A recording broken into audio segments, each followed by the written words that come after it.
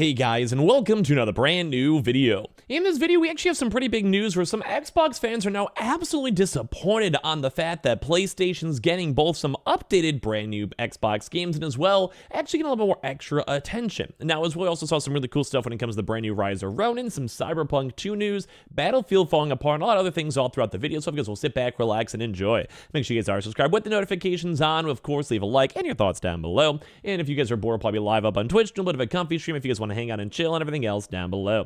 So let's go and dive on into the video itself. So first and foremost, as you guys know, really quick recap, PlayStation's getting some really kind of cool Xbox games. Grounded, Sea of Thieves, and Hi-Fi Rush, and a few others, but basically those are the biggest ones. And I think the big one that's getting a lot of attention right this second and in this news cycle is Sea of Thieves. Now, we made a video throughout this week talking about how PlayStation was actually secretly helping Xbox, basically like being like, hey, we have these cool employees, whether it's for servers, whether it's for like hosting, whether it's just for general like coding help, and we can let you go and use them, kind of steal them away or have them integrate temporarily into your Xbox teams to help bring Sea of Thieves to the console. And a lot of people were kind of fun hearing that news, myself included. It was basically like an underground partnership that was somewhat unexpected. It's almost like that random weird crossover episode, and everything seems good on front. PlayStation fans are happy, and right now, Sea of Thieves is like one of the highest pre-ordered games on the entire platform, even competing with other really big AA and AAA games,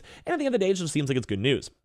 But one of the bigger news is now people are finally going and getting upset about the Sea of Thieves, where Sea of Thieves is actually getting some pretty big updates over here when it comes to cheating, and this is kind of a fun thing. We're saying Xbox is finally getting rid of cheaters in a big way now that Sea of Thieves is going to PlayStation. They treat PlayStation games better than people who have fully invested into the Xbox ecosystem.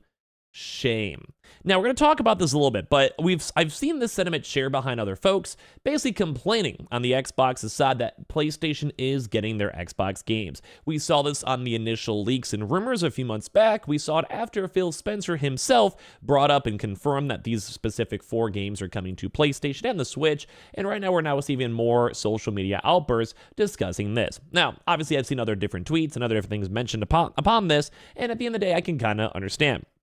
Now, I'm more of a big, broad picture person where I want people of every console to have games. PlayStation, Xbox, and Switch, and if they could all somehow go and share exclusives, which is probably a pipe dream, maybe even timed exclusives for like a year or so, and then other consoles get it, or at least have that PC medium for everyone in between to kind of have that common ground. I'd love that. I'd be okay with that, and I support that. And I also do support Xbox bringing more games, especially because some games like Sea of Thieves is a very, very older title. Hi-Fi Rush is getting up there, Grounded, same thing, early access game, and all this kind of put together makes sense. Like, I'm like cool with this showing up. But some people aren't happy with this. Number one, saying that Sea of Thieves is finally going after cheaters, and they had a big kind of promotion and push, saying that their big upcoming updates will tone down the cheaters in the PlayStation ecosystem of Sea of Thieves. Basically confirm that the next update that will be on PlayStation will be very clean and all chill. And some people actually have the narrative that Xbox is trying a lot harder to clean up the game, to update the game, and make everything nicer just because it's going to PlayStation. Now, I do think this may be a half-truth. Mainly because you'll have a lot of new people introduced to your game ecosystem, so you want to have a good impression. You have a lot of people who may want to also potentially use this game to come over to Xbox, so you want to have a good impression. And as well as it's been a really big Game Pass game too as well, so obviously once again, you want to go and have a very good impression. Mainly just kind of like their first impression of Xbox, and there probably is some people who have never even seen or done an Xbox game, so have a PC, don't have an Xbox, or whatever it might be. At the same time, PlayStation has a little bit of extra merit to make sure, because Xbox games coming to PlayStation for free, no contract, I mean, there's probably like a low-key contract, but no like major big contract involved, is going to be huge for PlayStation ecosystem. That actually might go and foster up good relations for the future of things like Call of Duty, Activision games like Overwatch 3, if that ever happens, Diablo 5, throughout the next 10 years, anything could happen. And that's a big deal, especially Call of Duty. But as I mentioned, some people are not happy with this. Number one, the fact that they're getting these big updates on the game itself, like this big, huge patch. And number two is that Xbox is not getting the love and attention, or they're taking away the love and attention they paid for. So I also understand this. I get the narrative. You go and you spend $500 on an Xbox Series X, countless dollars on Xbox Gold or Game Pass, and you do all this type of stuff to support the Xbox ecosystem, and they just end up going to PlayStation at the end of the day. So I've seen a lot of people asking, why do I have an Xbox? Why do I even want to keep my Xbox? Why should I not just go buy a PlayStation? Now, obviously, there is still Game Pass incentives. That's not on PlayStation. And as well, also, there will be Xbox exclusives. Like we know some like Around and Fable and, Hellblade, Sauna, future Gears games, whatever. There will be Xbox exclusives. Timed exclusives or not, we don't know, but they will have at least some exclusives. But people are very upset about this still at the end of the day. There's some of the comments that people are saying, like, hey, there hasn't been like a cheater issue, which is good. It's kind of a good indication for it. And they're also saying, why wouldn't they? The game is coming to PlayStation 5 because they're confident it will sell there and it's selling poorly for Xbox. And that's kind of crazy too because they even said they're trying to go and validate Xbox the last 10 years, but they almost kind of give up and they start publishing and start doing this other stuff or bringing games to other platforms too as well. And then some people are like, hey, thanks for the beta test. Why does it get worse and worse? I got upset and went to PC because I felt like PC was favored over Xbox. Even that seems to have been a dumb decision. Could have waited for a PS5 version that had the first class citizen version. So basically what I'm going to hear is that Sea of Thieves Xbox is Sea of Cheaters. This I agree with. Of course, the PS fans that are paying for the game at retail, not paying free on Game Pass, so quality and player experience becomes a bigger factor. Basically calling out Game Pass, saying that Game Pass is driving people to have really low expectations too as well. And this sucks. As painful it is for people on the green team, Xbox team, the Sea of Thieves devs are about to receive a huge cash injection from Sony players, more fun equals better development, which I would agree. Like this is why people on Xbox or these other platforms are getting money, because they keep on expanding and working on their games, and it's a win-win for both PlayStation and Xbox too as well.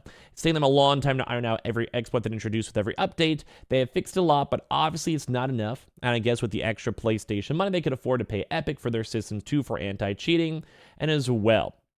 But I want to believe that, but I think it's mostly about timing than Xbox treating us worse than PlayStation, which could also be a good just random, like they just want to have a good update. There was a good time for it. They want to rock it out too as well. But basically, a lot of people are upset about this. Thankfully, very smartly. Like I don't think Xbox fans are stupid at all. But I think it's a kind of a big thing to go note that people are starting to get upset about how Xbox is treating PlayStation games. Now, we also had some pretty intriguing stuff over here too for the Rise of Ronin. Now, apparently the initial reviews for Rise of Ronin are coming out, and they're saying this is one of the deepest and most refined games yet.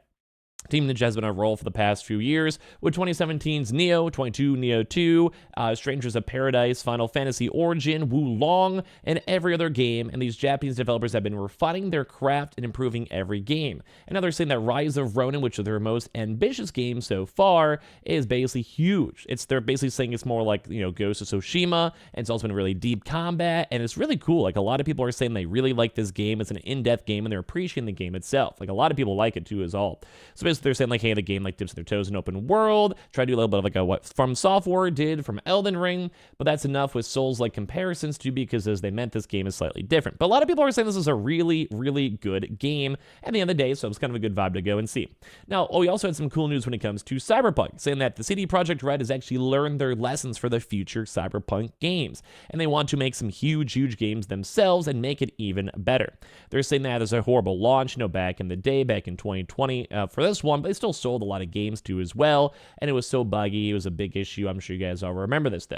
But one big thing to note is that with all these big updates and improvements and achievements they've been working on, it's actually made the game a lot better. They said it cost over $63 million to do this expansion and overhaul, and they basically just learned a lot. Like, they want to make sure the future of the game and next game, if they make a sequel, is going to be a lot better. And it's kind of cool to see, because I would love to have a part 2. I'd love to have like something more in the actual universe itself, because they have such a really good, well-defined engine. It looks beautiful. The games themselves still look great. And I do think if they ever make another really big game in the future, they're going to rock it on out. So even actually have a brand new open studio up in Boston, they want to expand stuff out. They want to build a new Cyberpunk, and at the end of the day, this will be kind of just huge too as well. They want to keep on adding more to Cyberpunk, but at the same time, they might be working on another one too as well.